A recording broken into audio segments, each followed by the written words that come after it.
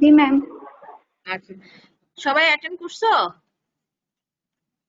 তোমাদেরকে কিন্তু আমি anatomical and physiological change during pregnancy কিন্তু পড়াচ্ছিলাম। এটা কিন্তু খুবই ইম্পর্টেন্ট। প্রতিদিনই বলি নেটের কানেকশনের জন্য তোমাদের সাথে ভালোভাবে আমরা কনসাল্ট করতেই পারি না। তারপরেও তোমাদেরকে তোমাদের যা যা সমস্যা তোমরা আমার সাথে কথা বলতে পারো। কারণ এইভাবে অনলাইন লাইন থাকে না, তোমাদের থাকে না, আমার থাকে না, তোমরা কিন্তু খুব ভালোভাবে ক্লাসগুলি এনজয় করতে পারো না। তারপরেও আমরা ক্লাস যতটুকু পড়াইছি তার মধ্যে জাস্ট একটু সামারি করি যে অ্যানাটমিক্যাল চেঞ্জ তোমাদেরকে পড়াইছি মনে আছে কিনা। হ্যাঁ, বডির প্রত্যেকটা ভালভা, ভ্যাজাইনা, হ্যাঁ, তারপরে হচ্ছে ইউটেরাস, তাই না, সার্ভিক্স, তারপর ব্রেস্ট, ওভারি, এগুলিতে চেঞ্জ হবে অ্যানাটমিক্যাল। যেমন কিউটিনাস চেঞ্জ হবে, পিগমেন্টেশন হবে, তাই না, এটা বলছি। Weight gain, average 11 KG weight বাড়বে, কতটুকু ফ্লুইড রিটেনশন হবে, 6.5 লিটারের মতো। হিমাটোলজিক্যাল চেঞ্জটা বলছি। তারপরে হচ্ছে কার্ডিওভাস্কুলার সিস্টেমের চেঞ্জ আমরা বলছি তোমাদের সাথে। তারপরে হচ্ছে রেসপিরেটরি সিস্টেম নিয়ে আলোচনা করছি, কিডনি সিস্টেম নিয়ে আলোচনা করছি, ইউরিনারি সিস্টেম, তারপর alimentary system, nervous system, locomotor system, এসবগুলি নিয়ে আমরা তোমাদের সাথে আলোচনা করছি। এখন তোমাদের যদি কোনো কোয়ারি থাকে, কোশ্চেন থাকে, তোমরা আমার সাথে আমাকে বলবা। তোমরা যদি না বলো তাহলে তো আমরা বুঝতে পারবো না। আজকে একটা ইম্পর্টেন্ট একটা টপিক অ্যান্ড্রোক্রাইনোলজি, সেটা নিয়ে তোমাদের সাথে একটু ডিসকাস করবো। অ্যান্ড্রোক্রাইনোলজি ফিজিওলজিক্যাল কি কি চেঞ্জ প্রেগন্যান্সিতে, সেটা নিয়েই আমরা আলোচনা করব। আমরা একটু বলি, তোমরা শুনো যে the endocrine gland play very important role in the physiology of the reproduction. হ্যাঁ, তাইলে ফিজিওলজি অফ দ্য রিপ্রোডাকশন খুবই ইম্পর্টেন্ট রোল কিন্তু প্লে করবে এন্ডোক্রাইনাল গ্ল্যান্ড। হ্যাঁ, এখানে এখানে এন্ডোক্রাইন গ্ল্যান্ডের ইম্পর্টেন্সটা কি? তার মানে এখান থেকে যে হরমোনটা প্রডিউস হচ্ছে, যে hormone essential for the maturation of the Graafian follicle, ovulation and maintenance of the corpus luteum after fertilisation. একটা গ্রাফিয়ান ফলিকুলকে মেচুর করার জন্য আমার কি হরমোন দরকার, এটা তোমরা জানো। যে আমরা যদি যে নর্মাল যে ফিজিওলজি আছে, তাই না, নর্মাল ফিজিওলজি এফএসএস আসবে, ফলিকুলকে বড় করবে, তবে এলএস সার্চ হলে তার ওভামটা ডিসচার্জ হবে, এখান থেকে ইস্ট্রোজেন প্রোডাকশন হবে, তারপরে ওভুলেশন হবে, সেখান থেকে প্রোজেস্টেরন সিনথেসিস হবে। তাহলে ওভুলেশন, তাহলে আমার গ্রাফিয়ান ফলিকল ম্যাচুরেশনের জন্য হরমোন দরকার, এরপর ওভুলেশনের জন্য হরমোন দরকার, এরপরে কর্পাস লুটিয়াম ফার্টিলাইজেশন হলে কর্পাস লুটিয়াম প্রেগন্যান্সি মেইনটেইনের জন্য তোমার হরমোন দরকার। কি দরকার, কি কি হরমোন দরকার? হরমোন দরকার হলো প্রোজেস্টেরনটা, তাই না, কর্পাস লুটিয়াম প্রেগন্যান্সি। এরপর সে প্রেগন্যান্সি হলে কি হবে? Following conception transfer of function of ovary, pituitary ovarian axis to placenta, which act temporarily as a new powerhouse or endocrine gland. Conception হওয়ার পরে প্রথমে যে কর্পাস লুটিয়ামটা প্রেগন্যান্সি মেনটেন করবে, আস্তে আস্তে আস্তে আস্তে যখন যখন কি হবে, ফিটাসটা বড় হইতে থাকবে, তখন ফাংশনটা আস্তে আস্তে প্লাসেন্টার দিকে চলে যাবে। প্লাসেন্টা ফুললি ফাংশন হবে এভারেজ 12 উইকস এ।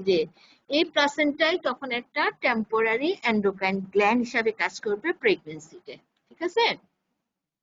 তাহলে এখন চিন্তা করো, ডিউরিং প্রেগন্যান্সিতে physiological alteration of various endocrine gland, namely pituitary, thyroid, parathyroid, adrenal and pancreas.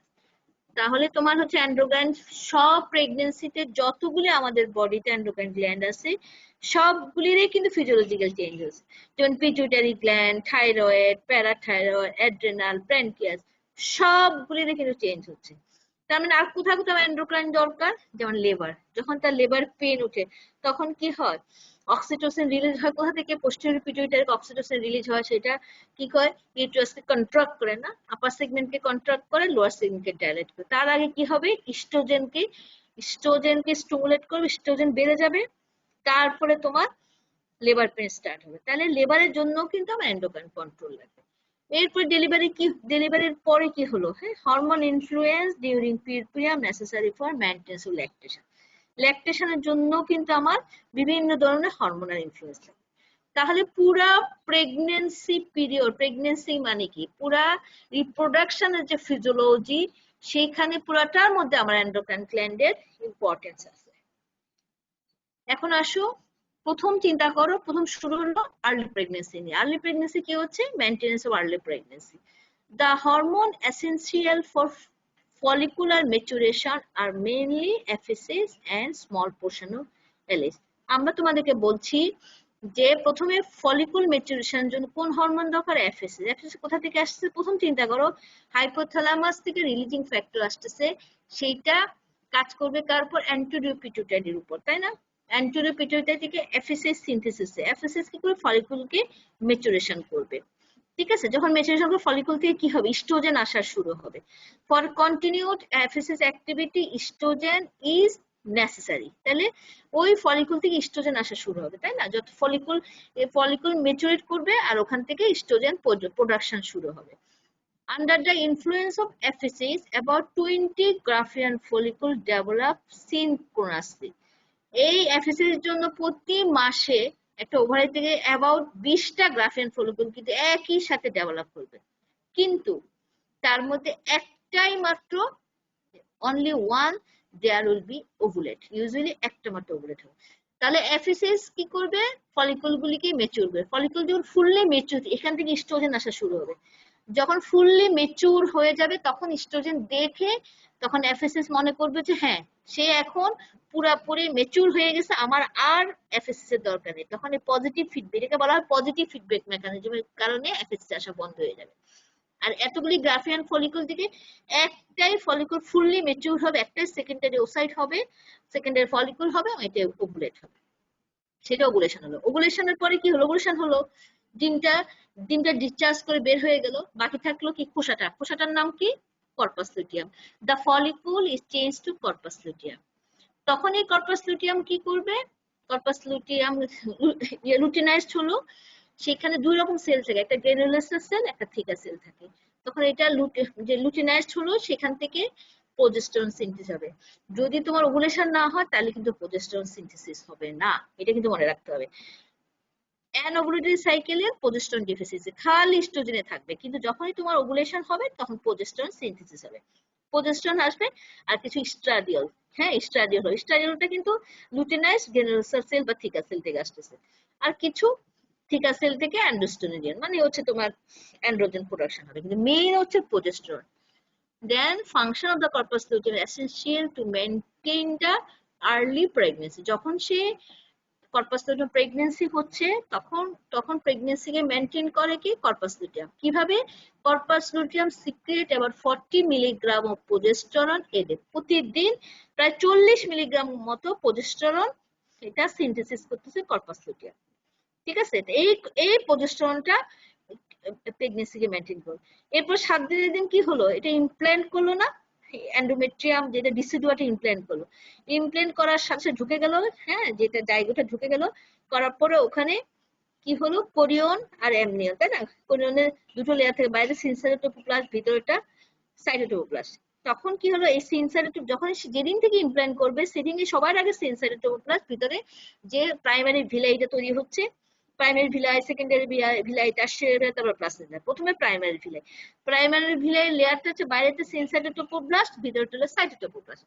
এটা 7 দিনে কিন্তু ইমপ্ল্যান্ট করে, এই 7 দিনে সিনসাইটোপ্লাস্ট থেকে এইচসিজি সিনথেসিস হবে। হ্যাঁ, মেইনলি এসসিজি, কিছু অল্প পরিমাণে এসপিএল। হ্যাঁ, এই জন্য বলছে secreted by the syncytioplast cell maintain the growth and function of the corpus luteum. তখন এইচসিজিটাও কিন্তু কর্পাস লুটিয়াম কে এবং এই কর্পাস লুটিয়াম কে ফাংশনে গ্রোথ করতে হেল্প করতেছে। তাহলে আমরা যদি বলি আর্লি প্রেগন্যান্সি কে মেইনটেইন করে? কোন হরমোন? আমরা বলবো প্রোজেস্টেরন আসবে কর্পাস লুটিয়াম থেকে, আর হচ্ছে কর্পাস লুটিয়ামকে মেইনটেইন গ্রোথ এবং ফাংশন করার জন্য আরেকটা কে করবে? এসসিজি। তাহলে এই দুটো হরমোন আর্লি প্রেগন্যান্সিটা মেইনটেইন করতেছে। বুঝতে পারছো তোমরা? এবার আসো 6 to 8 week there is transfer of the function of the corpus luteum to the placenta. আস্তে আস্তে কি হবে? প্লাসেন্টা যখন সিনথেসিস শুরু হবে, কর্পাস লুটিয়াম আস্তে আস্তে তার ফাংশনটা কমাই দিবে আর প্লাসেন্টা ফাংশনিং করা শুরু হবে। এক সময় মোটামুটি 8 সপ্তাহ থেকে কাজ শুরু করবে প্লাসেন্টা, কর্পাস লুটিয়াম আস্তে আস্তে রিগ্রেস করতে করতে একসময় সেটা ডিসলভ হয়ে যাবে। তখন এই প্লাসেন্টা কি হবে? Act temporary as a new endocrine gland or powerhouse of hormone production. এই প্লাসেন্টা হলো একটা টেম্পোরারি এন্ডোক্রাইন গ্ল্যান্ড এবং অথবা আমরা বলি হরমোন প্রোডাকশনের একটা পাওয়ার হাউস। এখন আসো আমরা প্লাসেন্টাতে কি কি হরমোন প্রডিউস করি। প্লাসেন্টাতে অনেক হরমোন প্রডিউস করি, তার মধ্যে কিছু হচ্ছে প্রোটিন হরমোন আর কিছু হলো স্টেরয়েড হরমোন। হ্যাঁ, কিন্তু এখানে একটা জিনিস মনে রাখতে হবে, প্লাসেন্টা তৈরির আগে ফার্স্ট স্টেজ প্রাইমারি ভিলাই, তারপরে সেকেন্ডারি ভিলাই, টারশিয়ারি ভিলাই, পরে আস্তে আস্তে আস্তে সেখান থেকে পরে প্লাসেন্টা তৈরি হচ্ছে। তাহলে এই প্লাসেন্টা সবচেয়ে বাইরের লেয়ারটার নাম হচ্ছে সিনসাইটোটোকোপ্লাস্ট আর ভিতরে সাইটোটোপ্লাস। এই সিনসাইটোটোকোপ্লাস্টই কিন্তু এই হরমোন সিনথেসিস করে। এগুলি পরীক্ষায় জিজ্ঞাসা করবে এবং এমসিকিউতে আসবে।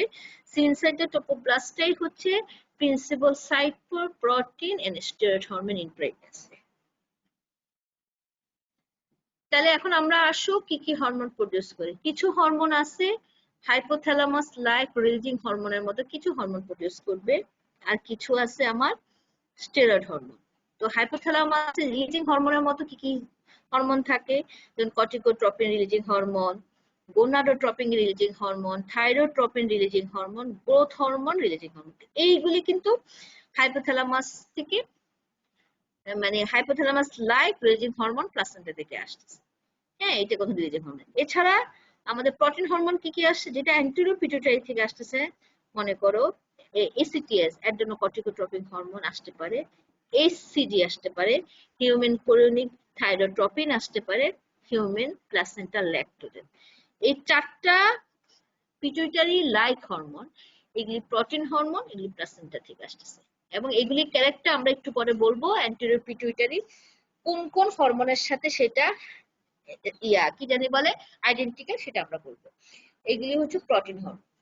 আর কিছু আছে স্টেরয়েড হরমোন, যেমন হচ্ছে ইস্ট্রোজেন, প্রোজেস্টেরন, কর্টিসল। ইস্ট্রোজেনের মধ্যে ইস্ট্রোজেনের তিনটা টাইপ আছে, একটা হলো ইস্ট্রিয়ল, একটা স্ট্রাডিওল, একটা ইস্ট্রো। তিন ধরনের আছে। প্রেগন্যান্সি নরমাল সবচেয়ে পোটেন্ট হচ্ছে স্ট্রাডিওল, যেটা নরমালি আমরা রিপ্রোডাক্টিভ লাইফে থাকি। যখন আবার প্রেগন্যান্সিতে কিন্তু বেশিরভাগ ইস্ট্রিয়ল, হ্যাঁ ইস্ট্রিয়ল তৈরি হচ্ছে। আবার যখন পোস্ট ম্যানোপজাল পিরিয়ড বন্ধ হয়ে যায়, বাকি ওভারি বা অন্যান্য কনভার্সেশন হয়, ইস্ট্রোন আসে। হ্যাঁ, তো এখন তিন ধরনের ইস্ট্রোজেন প্রিপারেশন আছে, যেটা প্রেগন্যান্সিতে তৈরি হয়। সেটা হলো প্রেগন্যান্সির জন্য রিলেটেড হচ্ছে ইস্ট্রিয়ল সেটা প্লাসেন্টা থেকে আসতেছে, প্রোজেস্টেরন আসতেছে, কর্টিসল। এই তিনটা হচ্ছে স্টেরয়েড হরমোন। তাহলে আমাদের কিছু রিলিজিং ফ্যাক্টর থাকে, হাইপোথ্যালামাস লাইক রিলিজিং হরমোন আছে, কিছু প্রোটিন হরমোন যেটা হলো পিটুইটারি লাইক হরমোন, আর কিছু স্টেরয়েড হরমোন থাকবে, যেটা মেইনলি আমরা ইস্ট্রোজেনের ইস্ট্রিয়লটা, প্রোজেস্টেরন, কর্টিসল। বুঝতে পারছো তোমরা? না পারলে জিজ্ঞাসা করবা, যদি তোমাদের কোনো কনফিউশন থাকে আমাকে জিজ্ঞাসা করবা। আসো প্রথম আমরা প্রোটিন হরমোন নিয়ে আলোচনা করি। প্রোটিন হরমোন কি কি? হ্যাঁ, একটু আগে আমরা বলছি প্রোটিন হরমোনের মধ্যে এসিটিএস আছে, এইচসিজি, থাইরোট্রপিন আর হলো এসপিএল, এই চারটা মেইনলি। এখন এই প্রোটিন হরমোনগুলি কি বলছে? প্রোটিন হরমোন আর সিমিলার। কার সিমিলার? পিটুইটারি হরমোনের মতোই similar, but not necessarily identical with those produced by pituitary. সে এই প্রোটিন হরমোনগুলি যে আমার যে নরমাল পিটুইটারি থেকে যে সমস্ত হরমোন আছে এটার মতোই সিমিলার, কিন্তু আবার একই রকম আইডেন্টিক্যাল বলতে পারবা না। যেমন ধরো প্রথমে আমরা এইচসিজি বলি, হিউম্যান কোরিওনিক গোনাডোট্রপিন, যেটা এটা একটা glycoprotein that is chemically and functionally similar to pituitary luteinizing hormone. Pituitary যে LH হরমোন আছে এটার মতো কিন্তু সিমিলার হচ্ছে এসসিজি, কিন্তু কোনোটাই কিন্তু আইডেন্টিক্যাল না। সিমিলার, একই রকম ফাংশন, একই রকম দেখতে, তার স্ট্রাকচার একই রকম, তাই বলে এটা বলতে পারবা না একদম LH হয়ে গেল, তা না। তাহলে এইচসিজি কার মতো দেখতে? সিমিলার। এটা হলো পিটুইটারি LH এর মতো, লুটিনাজিং হরমোনের মতো। তাহলে এটা কোথা থেকে আসতেছে? It is produced by the syncytiotrophoblast of the placenta. প্লাসেন্টার সিনসাইটোটোপোব্লাস্ট থেকে সেটা প্রোডাকশন হচ্ছে। বুঝতে পারছো? এখন as with all glycoprotein, যেমন হচ্ছে তোমার FSH, LH, THS, হ্যাঁ, ATHS, এই যে অ্যান্টেরিয়র পিটুইটারি আছে এগুলির মতোই চিন্তা করো, এসসিজিরও দুটা সাব ইউনিট থাকে। LH, FSH, THS এদের মতোই কিন্তু এসসিজি দুটো সাব ইউনিট থাকে। consists of hormone non-specific alpha subunit and hormone specific beta subunit. তোমাদের মনে রাখতে হবে HCG দুটো সাব ইউনিট, একটা আলফা সাব ইউনিট আর একটা beta sub unit. Alpha sub ইউনিটটা হচ্ছে সব যত গ্লাইকোপ্রোটিন আছে সবগুলির মতো এটা ক্যারেক্টার শো করতে পারে, সেটাকে এটা non specific alpha sub unit. কিন্তু বিটা সাব ইউনিটটা হচ্ছে স্পেসিফিক ফর প্রেগন্যান্সি। যেমন আমরা কিন্তু কথা না, তারপরে আসো আমরা তাহলে আমরা বলো তাহলে একটা জিনিস মনে রাখতে হবে HCG দুটো সাব ইউনিট, একটা হলো alpha sub unit beta sub unit. Alpha sub ইউনিটটা কিন্তু নন স্পেসিফিক, যত গ্লাইকোপ্রোটিন আছে যত হরমোন আছে সবার সাথে মিলতে পারে, হ্যাঁ এই যে নন স্পেসিফিক। কিন্তু ইম্পর্টেন্ট কি বিটা সাব ইউনিট। যেমন আমরা প্রেগন্যান্সিতে কি বলি, সে প্রেগনেন্ট কিনা বিটা HCG করো, আমরা কিন্তু শুধু HCG বলি বিটা HCG করো, কারণ বিটা HCG যদি পজিটিভ থাকে প্রেগন্যান্সিতে তার মানে সে প্রেগনেন্ট। তাহলে আমরা বিটা সাব ইউনিটের স্পেসিফিক ফর হরমোন, ঠিক আছে, এটা মনে রাখতে হবে। যেমন আমরা সব সময় বলি যে এখন কিন্তু আমরা এক সময় কি করতাম যে ইউরিন ফর প্রেগন্যান্সি টেস্ট করতাম, হ্যাঁ, কিন্তু এখন কিন্তু আমরা তা করি না, কারণ ইউরিন ফর প্রেগন্যান্সি টেস্ট করতে গেলে অনেক 1.5 মাস সময় লাগে, কিন্তু 7 দিনেই কিন্তু সিনসাইটোটোপ্লাস্ট থেকে তোমার এই HCG সিনথেসিস হবে। এই জন্য স্পেসিফিক বিটা HCG। আমরা যদি প্রেগন্যান্সি বিটা HCG করে পজিটিভ পাই তাহলে আমরা বুঝবো যে সে প্রেগনেন্ট, তাহলে স্পেসিফিক হলো beta HCG। The half-life of HCG is approximately 30 to 37 hours. 32 থেকে 37 ঘন্টা হচ্ছে HCG এর হাফ লাইফ। তাহলে by radioimmunoassay it can be detected in the maternal serum or urine as early as 8 to 9 days following ovulation. তাহলে ovulation হয়ে 7 দিনের দিনে কিন্তু সেই ইমপ্ল্যান্ট করতেছে। 8 দিনে যদি তুমি 8 দিন ওভুলেশন 8 দিন পরে তুমি যদি টেস্ট করো ব্লাডে বা ইউরিনে তখনই কিন্তু তুমি HCG পেয়ে যাবে। তাহলে 8 থেকে 9 দিন পরেই কিন্তু আমরা HCG পেতে পারি। Blood and urine value reach maximum level between 60 to 90 days of pregnancy. প্রেগন্যান্সির 1 থেকে 1.5 মাসের মধ্যে বিটা HCG লেভেল কিন্তু অনেক বেশি আসবে, বুঝছো? এরপরে আফটারওয়ার্ড HCG লেভেল ডিক্রিজ, আস্তে আস্তে কমতে থাকবে to a plateau that is maintain until delivery. একটা প্লেটুতে এসে ডেলিভারি পিরিয়ড মেইনটেইন করবে and disappear from the circulation within 2 weeks following delivery. ডেলিভারির পরে 2 সপ্তাহের মধ্যে এটা আবার ডিসঅ্যাপিয়ার হয়ে যাবে। তাহলে তোমাদেরকে এই জিনিসটা মাথায় রাখতে হবে যে একটা ওভুলেশনের 8 দিন পরেই কিন্তু আমি প্রেগন্যান্সি পজিটিভ পাবো। কি জন্য কি টেস্ট করতে হবে? Serum beta HCG। আমরা লিখে দেবো সিরাম বিটা HCG করার জন্য। সাধারণত দেখা যায় প্রেগন্যান্সি 1 থেকে 1.5 মাসের মধ্যে বিটা HCG বাড়তে থাকে, এরপর আস্তে এসে এক জায়গায় এসে প্লেটু একই রকম থাকবে একদম ডেলিভারি পর্যন্ত, এবং ডেলিভারির পরে 2 সপ্তাহ পরে আস্তে আস্তে যে এটা ডিসঅ্যাপিয়ার হয়ে। তার মানে আমরা কি বলতে পারি, HCG act as a stimulus for the secretion of the progesterone by the corpus luteum of pregnancy and maintain till 6 weeks of pregnancy. তাহলে HCG হচ্ছে একটা stimulus for the secretion of progesterone by the corpus luteum, ঠিক আছে, and maintain pregnancy till 6 week pregnancy. তাহলে 6 weeks পর্যন্ত প্রেগন্যান্সিকে maintain করবে কে? HCG আর progesterone. আসলে HCGটা কিন্তু কি করবে? কর্পাস লুটিয়ামকে স্টিমুলেট করবে, গ্রোথ করবে, এবং তাকে বলবে তুমি প্রোজেস্টেরন সিনথেসিস করো, ঠিক আছে। তাহলে আলটিমেটলি 6 উইকস পর্যন্ত প্রেগন্যান্সি মেইনটেইন করবে HCG এর সাথে progesterone. It has got immunosuppressive activity which may inhibit the maternal process of immunorejection of the fetus as a homogram. এছাড়া সবচেয়ে ইম্পর্টেন্ট আরো একটা কাজ করবে HCG প্রেগন্যান্সি মেইনটেইন ছাড়া, তার একটা ইমিউনোসাপ্রেসিভ অ্যাক্টিভিটি থাকে। সেটা কি করবে? যে ফিটাস তো বাইরের একটা অংশ, কিন্তু ফিটাসকে সে রিজেকশন করবে না। নরমালি আমাদের বডিতে যদি ফরেন কোনো জিনিস থাকে আমার বডির ইমিউনো সিস্টেম কি করবে? সেটাকে রিজেক্ট করবে। কিন্তু ফিটাসের একটা অংশ মায়ের, একটা অংশ বাবার, কিন্তু ফিটাসকে কিন্তু সে নিজস্ব গ্রাফট মনে করবে, সেই ফিটাসকে কিন্তু সে ইমিউনো রিজেক্ট করবে না। তাহলে এটা কে করবে? এটার একটা ইমিউনোসাপ্রেসিভ অ্যাক্টিভিটি কে করে? সেটা HCG। HCG দুটো কাজ, একটা হলো প্রেগন্যান্সি মেইনটেইন করবে, 2 নাম্বার ফিটাসকে সে ইমিউনো রিজেকশন করবে না, ঠিক আছে, এবং ফিটাসকে সে মনে করবে নিজের একটা অংশ, হোমোগ্রাফট। বুঝতে পারছো? তোমাদের কোনো কোশ্চেন থাকলে বলবা। এবার আমরা এসসি সম্বন্ধে জানলাম, এরপর আরেকটা ইম্পর্টেন্ট হরমোন হলো এসপিএল। এসপিএল ও আরেকটা প্রোটিন হরমোন। এটা কার মতো দেখতে? এটা immunological and biological similarity to the pituitary growth hormone and prolactin. এই এসপিএল এর ক্যারেক্টারটা মানে ইমিউনোলজিক্যাল এন্ড বায়োলজিক্যাল তার সিমিলারিটি আছে পিটুইটারি গ্রোথ হরমোন এবং প্রোলেকটিনের সাথে তার একটা সিমিলারিটি আছে। This is also known as human chorionic somatomamotropin and synthesized by the syncytoplasm of the placenta. হ্যাঁ, এটাকে অনেক সময় আবার মানে প্রোলেকটিনের মতো ক্যারেক্টার, তো এই জন্য অনেক সময় সেটাকে বলা হয় হিউম্যান কোরোনিক সোমাটোম্যামোট্রপিন বলা হয়। এবং তাহলে এটা কোথা থেকে আসতেছে? সিনসাইটোপ্লাজম। আমি তোমাদেরকে প্রথমেই বলছি সব হরমোনগুলি আসবে সিনসাইটোপ্লাজম থেকে।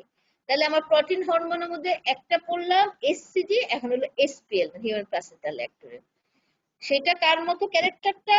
গ্রোথ হরমোনের মতো আর প্রোলেকটিনের মতো।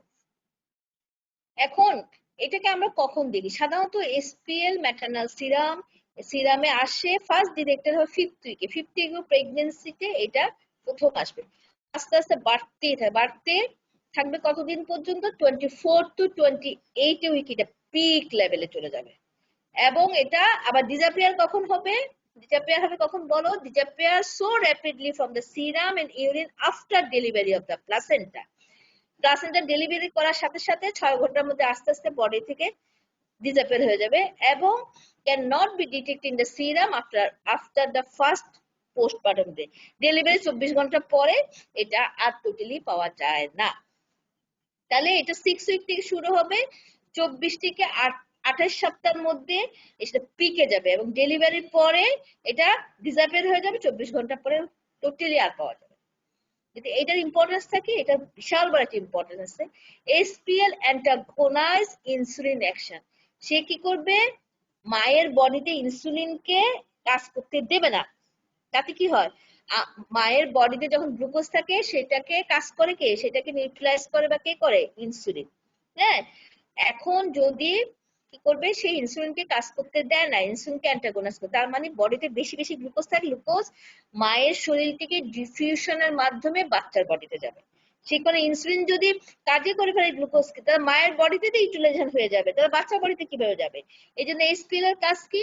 ইনসুলিনের অ্যাকশনটাকে অ্যান্টাগোনাইজ করে রাখবে যাতে ইনসুলিনটা মায়ের ম্যাটারনাল গ্লুকোজের উপর কাজ করতে পারে না এবং এটা আস্তে আস্তে বাচ্চার বডিতে যেতে পারে।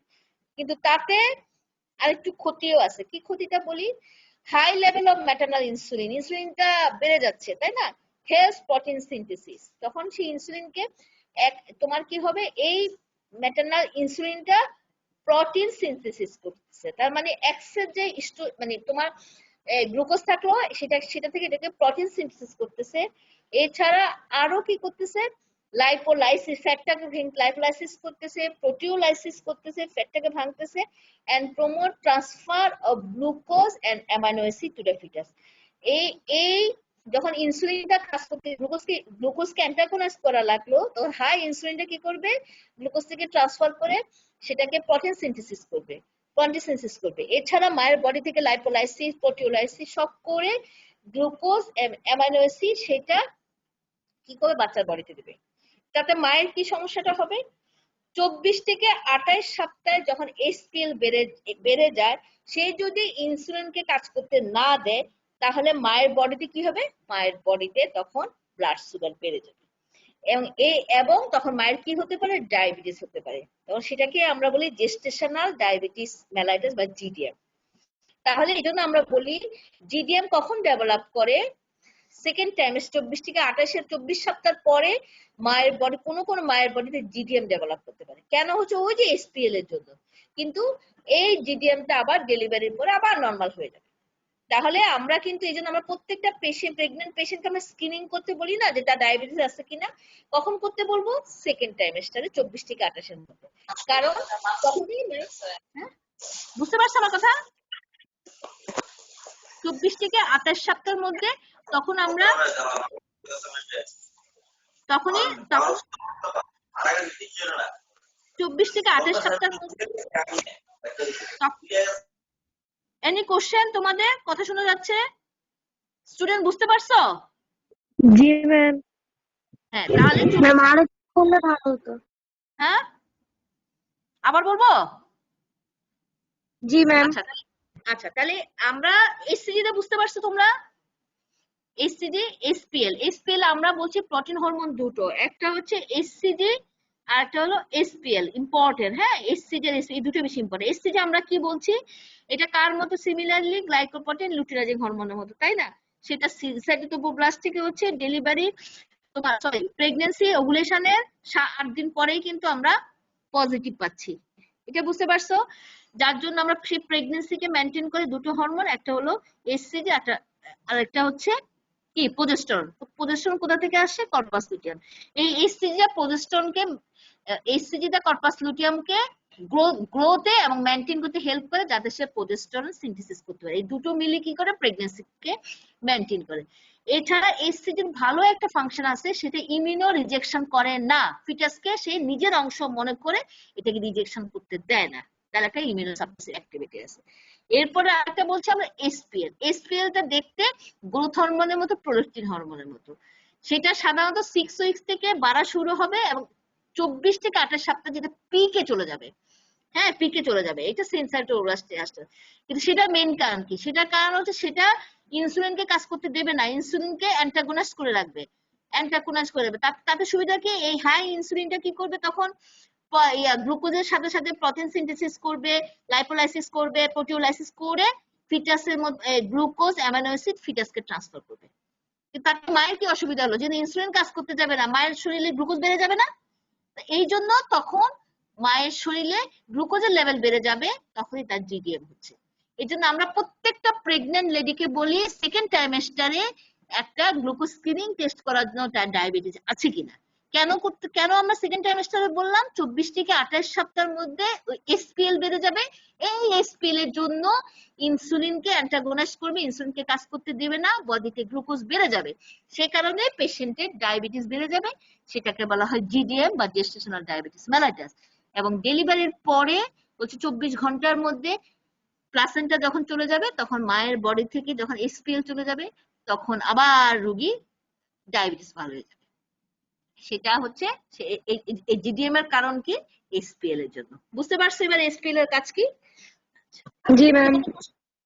কোনো কোশ্চেন তো নাই না? খুবই ইম্পর্টেন্ট দুটো হরমোন, এসসিজি আর এসপিএল জানলেই হয়েছে।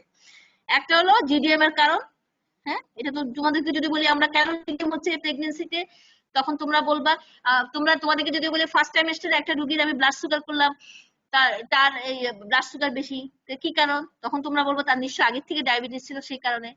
কিন্তু একটা রোগীর ফার্স্ট ট্রাইমেস্টারে ব্লাড সুগার নাই, সেকেন্ড ট্রাইমেস্টারে এসে ব্লাড সুগার বেড়ে গেল, তখন তোমরা কি বলবা? ম্যাডাম এটা হলো জিডিএম এর জন্য হচ্ছে। কেন? এসপিএল বেড়ে গেল, সেটা ইনসুলিনকে অ্যান্টাগনিস্ট করলো, যার জন্য আরো থ্রেশহোল্ড লেভেল কমে গেল, এই জন্য ব্লাড সুগার বেড়ে গেল, এই জন্য জিডিএম। এই জন্য আমরা প্রত্যেকটা পেশেন্টকে বলি প্রেগনেন্সিতে সেকেন্ড ট্রাইমেস্টারে ব্লাড সুগার করার জন্য, ঠিক আছে? এবং জিডিএম কখন ভালো হয়ে যাবে? ডেলিভারি 24 ঘন্টা পরে। ডেলিভারি প্লাসেন্টা যখন আমরা বের করবো, তখন র্যাপিডলি এসপিএল কমে যাবে, 24 ঘন্টা পরে টোটালি এসপিএল মায়ের বডি থেকে চলে যাবে, মায়ের ব্লাড সুগারও নরমাল হয়ে যাবে। এই দুটো ইম্পর্টেন্ট। এখন হলো স্টেরয়েড হরমোন। হ্যাঁ, আমরা এবার স্টেরয়েড হরমোন নিয়ে তোমাদের সাথে একটু আলোচনা করি। The placenta is an incomplete endocrine gland. It has no capability of independent steroidogenesis like that of ovary. যদিও প্লাসেন্টা একটা ইনকমপ্লিট এন্ডোক্রাইন গ্ল্যান্ড, কমপ্লিট না, ওভারির মতো সে কমপ্লিট না। ওভারি যেমন নিজে নিজে কি বলে ইস্ট্রোজেন প্রোজেস্টেরন সিনথেসিস করতে পারে, কিন্তু প্লাসেন্টা কিন্তু নিজে নিজে পারে না। সে নিজে নিজে কোনো ইন্ডিপেন্ডেন্টলি স্টেরয়েডোজেনেসিস মানে স্টেরয়েডাল হরমোন সে তৈরি করতে পারে না। এটা তৈরি করার জন্য অন্য কিছু লাগে। কিভাবে লাগে?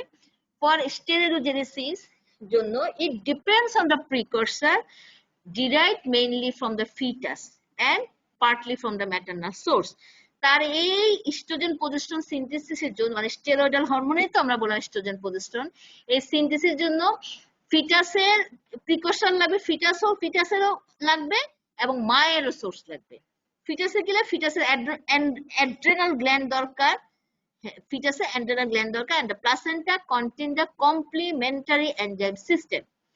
এই সিস্টেমটাকে আমরা বলবো integrated maternal placental fetal unit.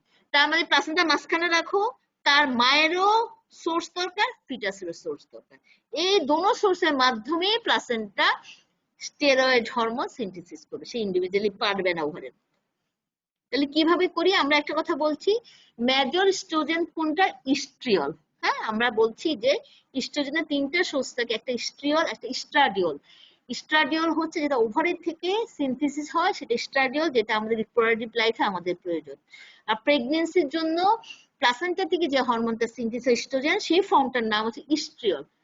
আর যখন ওভারি ফাংশন শেষ, বিভিন্ন পেরিফেরাল কনভার্সন হচ্ছে, যেটা হচ্ছে মেনোপজাল ক্ষেত্রে, সেই ইনঅ্যাক্টিভ ইস্ট্রোজেনের নাম হলো ইস্ট্রিয়ল। ঠিক আছে? তাহলে প্রেগন্যান্সিটার নাম কি বললাম? ইস্ট্রিয়ল।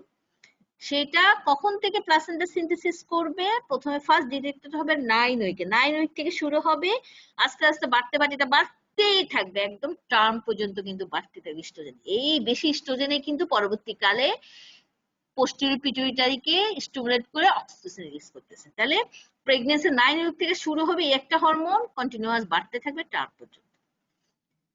আর এবার ইস্ট্রোজেনের পরে আমরা দেখাবো এর প্রজেস্টেরনের কথা বলি। প্রজেস্টেরন বলছি বিফোর 6 উইকস প্রেগন্যান্সি। 6 উইকস এর আগে আমরা কি বলছি? কর্পাস লুটিয়াম থেকে প্রজেস্টেরন সিনথেসিস হচ্ছে, তাই না? সেই প্রজেস্টেরনটা প্রেগন্যান্সি মেইনটেইন করে, এটা আমরা বলছি। সেই প্রজেস্টেরনটা মেইনলি যে অ্যাক্টিভ প্রজেস্টেরন, সেটার নাম হচ্ছে 17 হাইড্রোক্সি প্রজেস্টেরন। সেই প্রজেস্টেরনটা কি করবে এবার শুনো।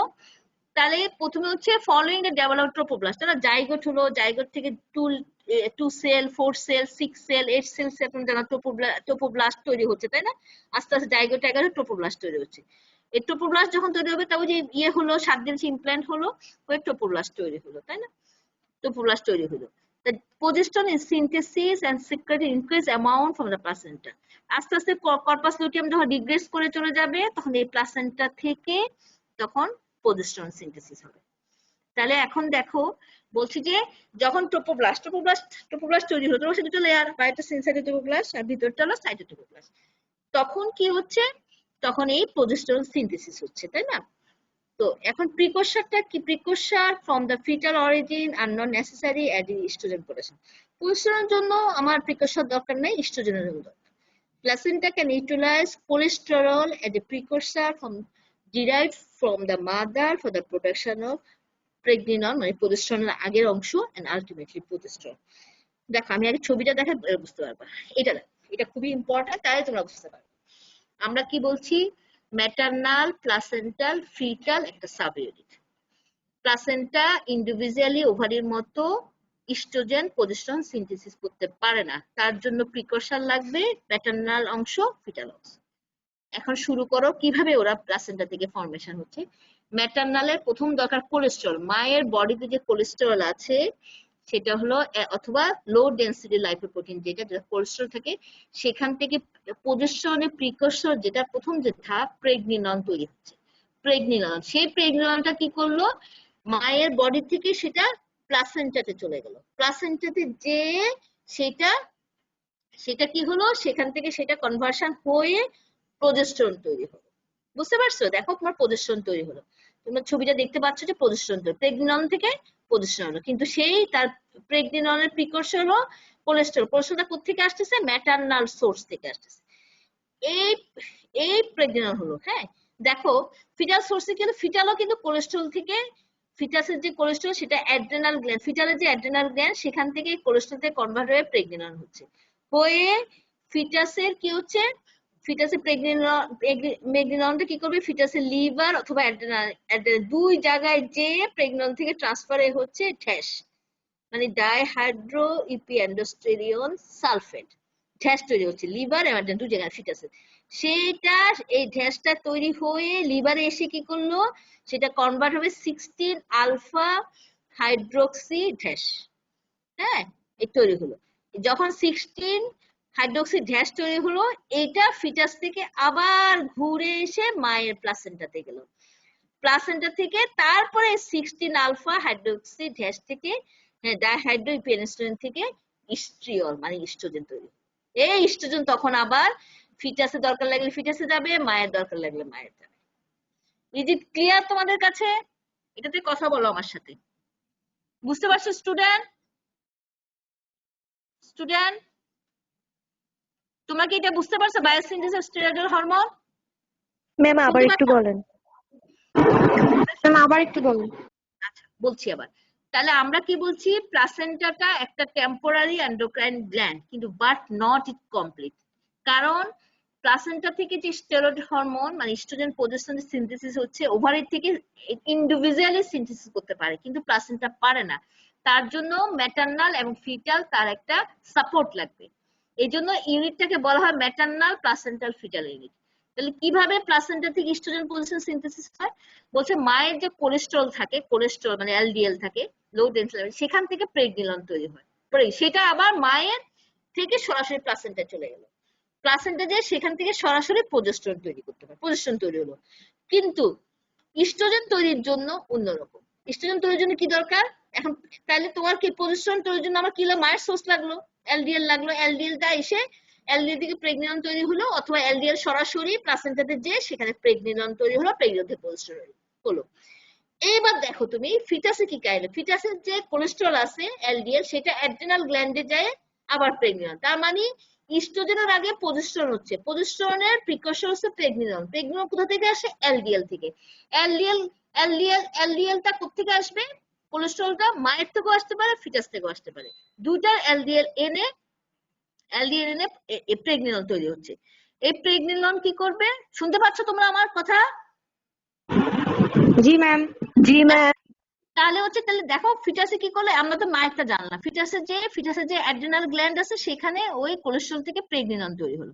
এই প্রেগনিলন যে ফিটাসের লিভারের মধ্যে এসে ট্রান্সফার হয়ে হলো ড্যাশ, ড্যাশ মনে রাখো, ডিহাইড্রো ইপিএন্ডোস্টেরন সালফেট তৈরি হলো। সেটা থেকে আবার ট্রান্সফার হবে 16 আলফা হাইড্রোক্সি ড্যাশ তৈরি হলো। এই পর্যন্ত সেই তারপরে ফিটাস থেকে এটা চলে আসলো প্লাসেন্টাতে। এই এই 16 আলফা হাইড্রোক্সি ডাইহাইড্রো ইপিএন্ডোস্টেরন থেকে তারপর ইস্ট্রোজেন তৈরি হলো।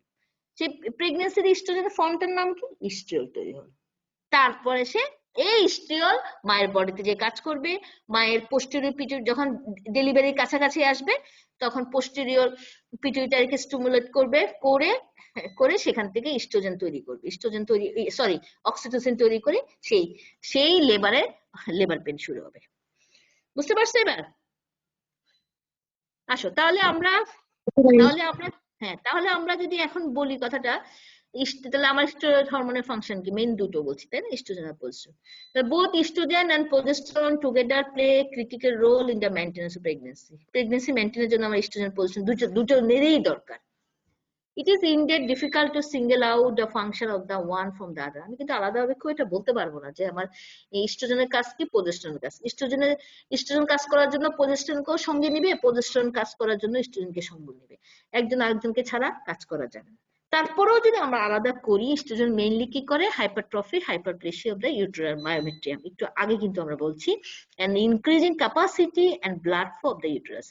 ইউটেরাসকে হাইপারট্রফি, হাইপারপ্লেসিয়া করে ইউটেরাসকে বড় করবে, ক্যাপাসিটি বাড়াবে, ব্লাড ফ্লো বাড়াবে, যাতে বাচ্চা এখানে বড় হতে পারে, তাই না? আর প্রোজেস্টেরন কি করবে? প্রোজেস্টেরন ইন কনজাংশন উইথ ইস্ট্রোজেনের সাথে মিলে সেটা ইউটেরাসের গ্রোথটাকে স্টিমুলেট করবে। আর মেইন যে কাজটা করবে, এটা ডিসিডুয়াল চেঞ্জ করবে, ডিসিডুয়াল চেঞ্জ অফ দ্য এন্ডোমেট্রিয়াম, তাই না? আমরা এন্ডোমেট্রিয়ামকে প্রেগন্যান্সি ডিসিডুয়া তিন রকম না? ডিসিডুয়া বেজালিস, ডিসিডুয়া আমরা কম্প্যাক্টা স্পঞ্জিয়াসাম, যে সেই ডিসিডুয়াল চেঞ্জটা করছে। এই ডিসিডুয়াল চেঞ্জ করার সুবিধাটা কি? রিকোয়ার ফর ইমপ্ল্যান্টেশন, এবং সে যাতে বাচ্চাটা মানে তোমার ফিটাসটা ইমপ্ল্যান্ট করতে পারে, সেই ডিসিডুয়াল চেঞ্জ কিন্তু মেইনলি প্রোজেস্টেরন করে। আরো একটা কাজ করে প্রেগন্যান্সিতে প্রোজেস্টেরন, এটা কুইসেন্স দ্য ইউটেরাস, মানে ইনহিবিট মায়োমেট্রিয়াল কন্ট্রাকশন। প্রেগন্যান্সিতে ইউটেরাসকে যাতে কন্ট্রাকশন করতে না পারে, কুইসেন্স নাকি ঠান্ডা রাখে, ঘুমায় রাখে ইউটেরাসকে, যাতে কন্ট্রাকশন না হয়। কারণ তোমার ইস্ট্রোজেনের কাজ ইউটেরাসকে কন্ট্রাক্ট করা, আর প্রোজেস্টেরন কি করে? হ্যাঁ আজিজ ভাই, ও আমি ক্লাস নিচ্ছি তো এখানে, মেডিকেল এডুকেশন ক্লাস শেষ করে আসবো, 12টা শেষ হোক। আচ্ছা আচ্ছা আচ্ছা আচ্ছা। তারপরে হচ্ছে যে তাহলে আমার যদি আমার প্রজেস্টেরন না থাকতো, ইস্ট্রোজেন কি করতো, আর্লিতেই কন্ট্রাকশন শুরু করে দিত, তাহলে তো ডেলিভারি হয়ে যেত। কিন্তু প্রজেস্টেরন সেটাকে সিনার্জাস্ট করে, ইউটেরাসকে কুইসেন্স রাখে, ঠান্ডা রাখে, ঘুমায় রাখে, যাতে ডেলিভারির আগ পর্যন্ত, টার্ম পর্যন্ত ডেলিভারি পেইন না হয়। তাহলে ইনহিবিট করে মায়োমেট্রিয়াল কন্ট্রাকশনকে। তাহলে বোথ, তুমি চিন্তা করো একজন আরেকজনের ছাড়া কাজ করতে পারে না। Both the steroid are required for the adaptation of the maternal organ to the constantly increasing demand of the growing fetus. তাহলে দুটো হরমোন একসাথে মায়ের অর্গানকে অ্যাডাপ্ট করে রাখে, কনস্ট্যান্টলি বাচ্চার ডিমান্ড অনুযায়ী সেটাকে চেঞ্জ করার জন্য। বুঝছো? আর যদি আমরা এই জন্য আমরা বলতে progesterone maintain uterine quiescence by stabilizing lysosomal membrane and inhibit prostaglandin synthesis। এই কথাটা বললাম, পজিশন মেইনটেইন করে ইউটেরাইন কুইসেন্স, মানে ইউটেরাসকে ঠান্ডা রাখে। কিভাবে করে সেটা? স্টেবিলাইজিং করে বাই লাইসোসোমাল মেমব্রেনকে স্টেবিলাইজ করতেছে এবং ইনহিবিট প্রোস্টাগ্ল্যান্ডিন সিনথেসিস, প্রোস্টাগ্ল্যান্ডিনকেও ইনহিবিট করে রাখতেছে, সিনথেসিস করতে দিচ্ছে না। প্রোস্টাগ্ল্যান্ডিন কিন্তু ইউটেরাসকে স্টিমুলেট করে কন্ট্রাকশন করার জন্য, এই জন্য প্রোস্টাগ্ল্যান্ডিন সিনথেসিসকে ইনহিবিট করে রাখতেছে। তাহলে আর ইস্ট্রোজেন কি করে? sensitize the myometrium to oxytocin and prostaglandin ripening the cervix। এবং ইস্ট্রোজেন কি করবে? মায়োমেট্রিয়ামকে সেন্সিটাইজ করবে শেষের দিকে, যাতে অক্সিটোসিন, প্রোস্টাগ্ল্যান্ডিন দুটাকে সে সেন্সিটাইজ করবে এবং সার্ভিক্সকে রাইপ করে, এবং লেবার পেইন শুরু হবে। এটা কিন্তু শেষের দিকে এসে। আর প্রোজেস্টেরন আরো একটা কাজ করবে, along with HCG এর সাথে মিলে and decidual cortisol inhibit the T lymphocyte, mediate tissue rejection and protect the conceptus। আমরা আগে বলছি HCG এর সাথে, HCG এর একটা ইমিউনোসাপ্রেসিভ পাওয়ার আছে, তার সঙ্গে প্রোজেস্টেরনকে হেল্প করবে, টি লিম্ফোসাইটকে ইনহিবিট করে রাখবে, যাতে টিস্যু রিজেকশন না করে এবং কনসেপ্টকে, মানে ফিটাসটাকে সে প্রোটেক্ট করবে। আর কিছু চেঞ্জ আসবে, এগুলো খুব বেশি ভালো চেঞ্জ, যেমন pituitary, thyroid, adrenal cortex, parathyroid, pancreas show distinct physiological change during pregnancy leads to increase in output of the respective hormone. The basic purpose of the change is to adjust the internal environment of the mother to meet the additional requirement imposed by the metabolic changes during pregnancy, as well as to meet the extra demand of the growing fetus। ঠিক আছে? এই হচ্ছে তোমার, এটা বাকি যত hormone, যত gland আছে প্রেগন্যান্সিতে, সবাই কিছু না কিছু কাজ করবে তোমার গ্রোয়িং ফিটাসের এক্সট্রা ডিমান্ড হিসাবে। আর সবচেয়ে ইম্পর্টেন্ট আরেকটা জিনিস, এবার ডেলিভারির পরে হরমোনাল ইনফ্লুয়েন্স, হ্যাঁ, in maintenance of the lactation. হ্যাঁ, এটা হলো আমার last slide. The breast is modified sweat gland. It consists of duct, alveoli, fibrofatty connective tissue. হ্যাঁ, তোমাকে এখানে জানতে হবে, during puberty there is only proliferation of fibrofatty tissue without any change in the alveolo-ductal system। যখন তার puberty থেকে breast development শুরু হয়, মনে রেখো শুধুমাত্র টিস্যুগুলি প্রলিফারেশনে বড় হচ্ছে ব্রেস্টটা, কিন্তু কখনোই অ্যালভিউলার এবং ডাক্টাল সিস্টেমের কোনো চেঞ্জ হবে না। সবসময় চেঞ্জটা কখন হবে? the breast undergo dramatic anatomical and physiological change during pregnancy and immediate puerperia, providing preparation for the effective lactation। তাহলে তোমাকে যে জানতে হবে, প্রেগন্যান্সিতে একমাত্র ব্রেস্টের চেঞ্জ হয় ডাক্ট সিস্টেম আর অ্যালভিউলার সিস্টেমে, কিন্তু পিউবার্টিতে কখনোই চেঞ্জ হবে না, শুধু ফাইব্রোফেটি কানেক্টিভ টিস্যু। ব্রেস্টটা বড় হবে কেন? প্রলিফারেশন হবে ফাইব্রোফেটি টিস্যু অফ দ্য ব্রেস্টের। এই জন্য যে কখনো প্রেগনেন্ট হবে না, তার কিন্তু কখনো অ্যালভিউলার ডাক্টাল সিস্টেম কাজ করবে না। তো প্রেগন্যান্সিতে কি কি সিস্টেম কাজ করে? প্রথম হচ্ছে প্রিপারেশন। আমরা আগেও বলছি, ডাক্টাল সিস্টেমে মেইনলি কাজ করবে ইস্ট্রোজেন, আর অ্যালভিউলার সিস্টেমে মেইনলি কাজ করবে প্রোজেস্টেরন। তাহলে একটা ব্রেস্টের জন্য কি কি প্রিপারেশন লাগে? ফার্স্ট হলো প্রিপারেশন অফ দ্য ব্রেস্ট, যেটাকে বলা হয় ম্যামোজেনেসিস। তারপর সিনথেসিস এবং সিক্রেশন অফ দ্য মিল্ক, সেটাকে বলা হয় ল্যাক্টোজেনেসিস। 3 নাম্বার হচ্ছে ইজেকশন অফ দ্য মিল্ক, যেটাকে বলা হয় গ্যালাক্টোকাইনেসিস। এবং সবার শেষে মেইনটেনেন্স অফ ল্যাকটেশন, সেটাকে বলা হয় গ্যালাক্টোপয়েসিস। এই 4টা স্টেপ মনে রাখতে হবে। প্রথমে প্রিপারেশন ম্যামোজেনেসিস, এরপরে ল্যাক্টোজেনেসিস, সিনথেসিস মিল্ক, তারপরে হচ্ছে ইজেকশন। আমি ক্লাস শেষ করে স্যারের সাথে কথা বলি। আচ্ছা আচ্ছা, ঠিক আছে। তাহলে এখন চিন্তা করো, তাহলে এখন যদি আমি এই ছবিটার দিকে তাকাও, আমরা প্রথমে হচ্ছে আমরা প্রিপারেশন দ্য ব্রেস্ট না, প্রিপারেশন হচ্ছে ম্যামোজেনেসিস। ম্যামোজেনেসিস আমরা দুটো সিস্টেম বলি, একটা ডাক সিস্টেম, একটা অ্যালভিওলার সিস্টেম। ডাক সিস্টেম মেইনলি কাজ করবে ইস্ট্রোজেন আর অন্যান্য অ্যাডেনোস্টেরয়েড আর গ্রোথ হরমোন, আর একটা অ্যালভিওলার সিস্টেমে কাজ করে প্রোলেক্টিন অ্যাডেনোস্টেরয়েড আর গ্রোথ হরমোন। হ্যাঁ, এটা হলো প্রিপারেশন অফ দ্য ব্রেস্ট। এরপর ল্যাক্টোজেনেসিস মানে সিনথেসিস অফ দ্য ব্রেস্ট এবং হলো ইজেকশন। সেটা কে করবে? ডেলিভারির পরে যখন প্লাসেন্টা যখন উড্র হবে তখন ইস্ট্রোজেন আর প্রোজেস্টেরন উড্র হয়ে যাবে, তখন এই ফুললি ডেভেলপ যে মেমারি গ্ল্যান্ড হলো সেখানে insulin, growth hormone, corticosteroid, thyroid এগুলো সবগুলো স্টিমুলেট করবে। করলে কি হবে? মেইনলি হচ্ছে আমার প্রোলেকটিন, তার সঙ্গে অন্যগুলি হেল্প করবে, করে ব্রেস্টে মিল্ক সিনথেসিস হবে এবং সিক্রেশন হবে। এরপরে হচ্ছে ইজেকশন মানে গ্যালাক্টোকাইনেসিস কে করতেছে? ইজেকশন। প্রথমে ওই যে দেখো মায়ের পোস্টেরিয়র পিটুইটারি অক্সিটোসিন মাসেলকে স্টিমুলেট করে সেখান থেকে ব্রেস্ট মিল্কটাকে ইজেক্ট করতেছে, সেটাকে বলে গ্যালাক্টোকাইনেসিস। এবং সবার শেষে ব্রেস্ট মিল্কটা কন্টিনিউ করবে 2 বছর পর্যন্ত কে করবে? বাচ্চা যে কন্টিনিউয়াস সাকলিং করবে, সাকলিং করলে মায়ের পোস্টেরিয়র পিটুইটারি প্রোলেক্টিন লেভেল বাড়তে থাকবে, এই দুটো মিলে তোমার ব্রেস্টটাকে মেনটেন করবে, সেটাকে বলা হয় গ্যালাক্টোপোয়েসিস।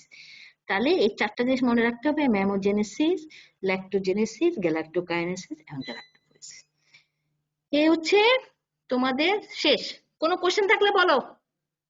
স্টুডেন্ট আমার কথা শুনতে পাচ্ছ? তোমরা শুনতে পাচ্ছ? জি ম্যাম। কোনো কোশ্চেন আছে বলো। কোনো কোশ্চেন আছে এন্ডোক্রাইন?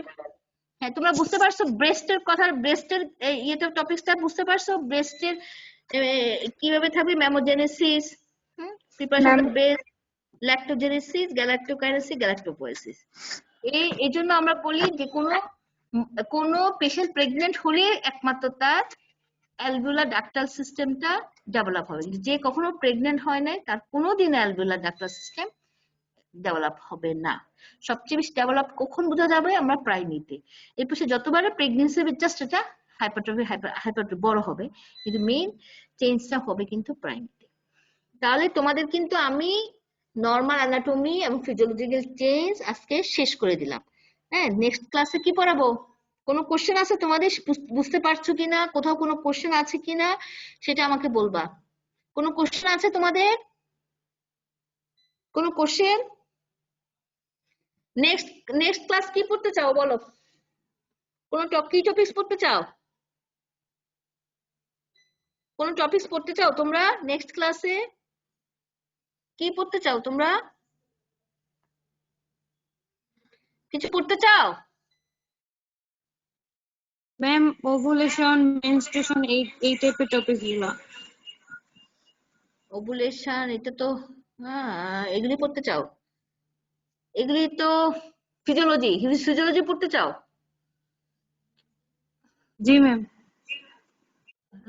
ফিজিওলজি তোমাদেরকে ফিজিওলজি কে পড়াইছে? অ্যানাটমি ফিজিওলজি পড়াইছে না তোমাদেরকে?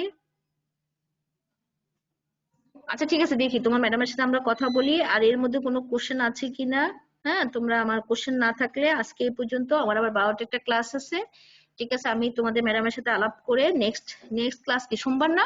সোমবার আমি তোমাদের ক্লাস নেব। ঠিক আছে, তাহলে আজকে এই পর্যন্ত। সবাই ভালো থেকো। ঠিক আছে। আসসালামু আলাইকুম ম্যাম।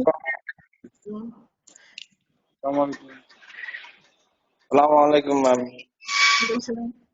কোনো কোশ্চেন থাকলে তোমরা আমাকে বলতে পারো। তোমাদের ক্লাস এই পর্যন্ত শেষ।